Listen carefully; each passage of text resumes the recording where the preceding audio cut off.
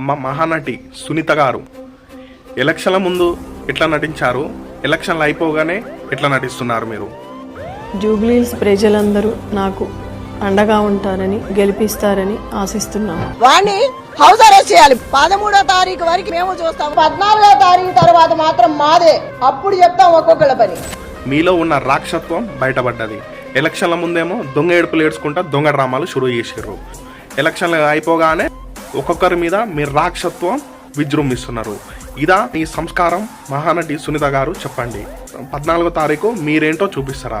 మీరేంటో చూపించుడు కాదు, 14వ తారీఖు నాడు జూబ్లీహిల్స్ గడ్డ మీద ఎగిరేది కాంగ్రెస్ జెండా. నవీన్ యాదవ్ గారి గెలుపు చూసి మీరు ఏడవండి. ఎలక్షన్ల ముందు ఏడ్చినట్టు దొంగ ఏడుపులు కాదు, ఇప్పుడు నిజంగా ఏడవండి. నవీన్ యాదవ్ గారి గెలుపు చూసి తట్టుకోలేక మీరు నిజంగా ఏడ్చే రోజు 14వ తారీఖు రోజు ఉంటుంది, చూడండి.